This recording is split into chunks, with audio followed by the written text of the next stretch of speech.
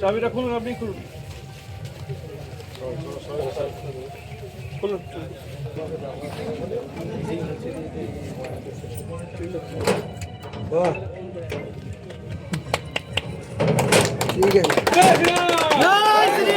পুরসুরা বিধানসভার অন্তর্গত হারুয়া এলাকায় এক বৃদ্ধা মহিলার জায়গা জোরপূর্বক দখল করে রেখেছিলেন স্থানীয় তৃণমূল নেতাকর্মীরা।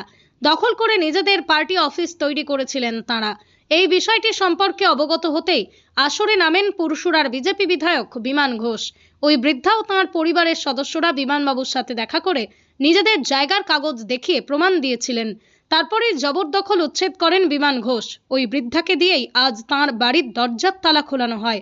জবরদখল হয়ে যাওয়া জায়গা বিধায়কের হস্তক্ষেপে ফিরে পেয়ে খুবই খুশি পরিবারের সদস্যরা।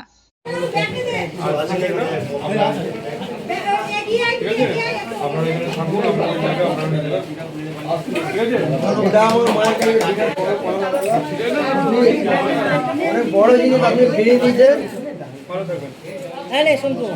আচ্ছা, আমার মা কিছু এখন ভালোবাসা, এটা আপনাকে করুন। এইটা বেশ কিছুদিন আগে, প্রায় 15 দিন আগে, 10-15 দিন আগে মা বিন্দু দোলে ওনার যারা রিলেটিভ আছে আমার কাছে যায়, উনিও যান। তো গিয়ে ওনার যেটা অভিযোগ ছিল যে ওনার নিজস্ব জায়গা, ঘরের ঘর তৃণমূল কংগ্রেসের কি এখানে দেবাশিস বলে কে আছে, সে এবং খোকন মল্লিক তার নেতৃত্বে জোর করে দখল করে এখানে পার্টি অফিস করা হয়েছিল। তো আমাকে বলে, আমি বলি শুনুন, আপনার কাগজপত্র নিয়ে আসুন, যদি আপনার কথা সঠিক হয়, আপনার পেপার যদি ঠিক থাকে, জায়গাটা যদি আপনার রেকর্ড থাকে, নিশ্চিতভাবে আপনি যান বাড়ি, এটা আপনাকে ফেরত পাবেন। কারো ক্ষমতা নেই আপনার জমি জোর করে দখল করে রাখা। তো ওনার পেপার সব কিছু দেখে আমরা ভেরিফাই করার পর দেখলাম উনি যেটা অভিযোগ করেছিল সেটা সত্য। তারপরে আমি ছিলাম না, কয়েকদিন ব্যস্ত ছিলাম, সময় হয়নি। তো আজকে এসেছি, এসে এটা তৃণমূল কংগ্রেস পার্টি অফিস হিসেবে ব্যবহার করতো, লোকের জমি জায়গা দখল করে, যেটা ওদের অভ্যাস ছিল। তো সেটা আজকে পুনরুদ্ধার করে ওনার কাছে ফিরিয়ে দিলাম।